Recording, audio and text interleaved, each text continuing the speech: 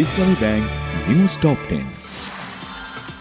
দেশে সবাই নিজ নিজ ধর্ম পালন করবে, শান্তিতে বসবাস করবে বললেন প্রধানমন্ত্রী তারেক রহমান। শান্তি শৃঙ্খলা নষ্টে বিভ্রান্তির অপচেষ্টায় সতর্ক থাকার আহ্বান। স্বৈরাচার শেখ হাসিনার ভাষায় কথা বলছে বিরোধী দল, অভিযোগ স্থানীয় সরকার মন্ত্রী মির্জা ফখরুল ইসলাম আলমগীরের। মুক্তিযুদ্ধ বিষয়ক মন্ত্রী আহমেদ আজম খান বলেছেন, রাষ্ট্রীয় ক্ষমতা দখলের জন্য বেকুল হয়ে পড়েছে কিছু তরুণ, তাদেরকে উস্কানি দিচ্ছে একটা শ্রেণী।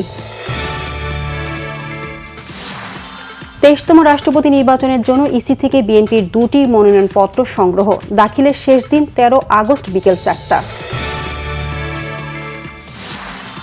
11 দলীয় ঐক্যের পক্ষ থেকে রাষ্ট্রপতি প্রার্থী হচ্ছেন এলডিপির চেয়ারম্যান অবসরপ্রাপ্ত কর্নেল অলি আহমদ। জনগণকে ঐক্যবদ্ধ রাখতেই এই সিদ্ধান্ত বলছে বিরোধী দল। দুই প্রধানমন্ত্রী তারেক রহমান এবং নরেন্দ্র মোদী আলোচনায় বসলে ঢাকা দিল্লি অনেক সমস্যার সমাধান হয়ে যাবে বলেছেন ভারতের হাই কমিশনার দীনেশ ত্রিবেদী।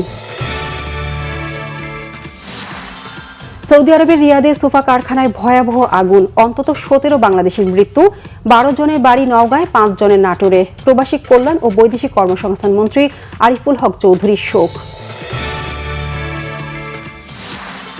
পরীক্ষার 2.5 মাস পর আজ প্রকাশ হবে 11টি শিক্ষা বোর্ডের এসএসসি ও সমমানের পরীক্ষার ফলাফল। মার্কিন প্রেসিডেন্ট ডোনাল্ড ট্রাম্পের 15 দফা গাজা শান্তি পরিকল্পনা প্রত্যাখ্যান করেছেন ইসরায়েলের প্রধানমন্ত্রী বেনিয়ামিন নেতানিয়াহু।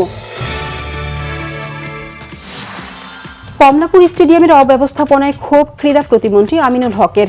দায়িত্ব অবহেলার জন্য স্টেডিয়ামের প্রশাসককে সাময়িক বরখাস্তের নির্দেশ।